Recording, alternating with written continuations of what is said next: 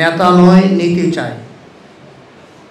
আর নীতির জন্য আমরা অনেক নেতার পরিবর্তন দেখেছি, কিন্তু নীতির পরিবর্তন দেখি নাই। নীতির পরিবর্তন দেখি নাই কেন?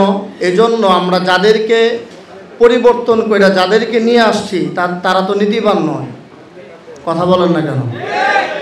বিএনপি চলে গিয়েছে, আওয়ামী লীগ এসেছে, আওয়ামী লীগদের মধ্যে নীতি আছে নাকি? আওয়ামী লীগটা চলে গিয়েছে, আরেক দল আসার জন্য খুব পেতে আছে, বলেন তো তাদের মধ্যে নীতি আছে?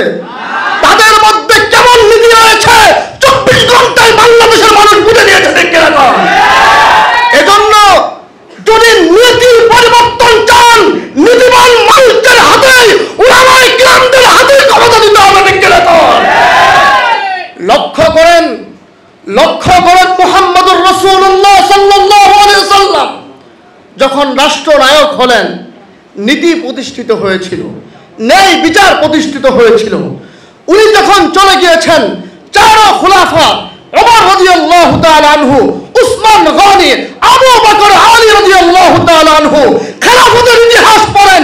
নীতিবান থাকার কারণে নীতি ছিল, সুবিচার ছিল, অবিচার ছিল না, জুলুম ছিল না, নির্যাতন ছিল না। ঠিক কিনা?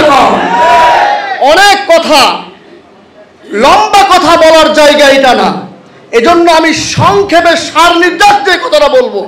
উলামায়ে কেরামদেরকে বলছি, আমি আমাকে বলছি, আমার জাতি আলেমদেরকে বলছি, সময় এসেছে ঐক্য হওয়ার। ঐক্য যদি না হতে পারেন, তাহলে সম্মুখে এমন পস্তাকে আমাদের পস্তাইতে হবে, আমাদের নিজের গালে নিজে থাপড়াইতে হবে। কোন দিকে আমরা যাইতে পারবো না।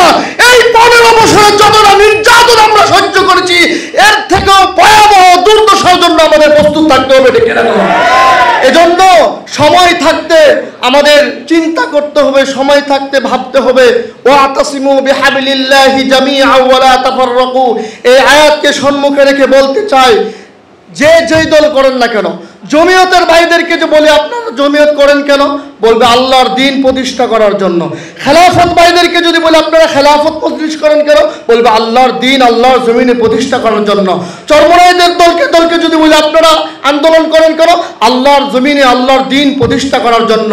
সকলের লক্ষ্য উদ্দেশ্য যদি এক হয়, তাহলে আপনি করেন খেলাফত, আপনি করেন জমিয়ত, আপনি করেন শাইখে চরমনাই দল, আল্লাহর জমিনে আল্লাহর দ্বীনকে প্রতিষ্ঠা করার জন্য এখনই সুযোগ এসেছে ঐক্যবদ্ধ হয়ে কাজ করা। ঠিক কিনা? নাসরুম মিনাল্লাহি ওয়া ফাতহুন করিব। অবশ্যই মুমিনিন। আসসালামু আলাইকুম ওয়া রাহমাতুল্লাহ।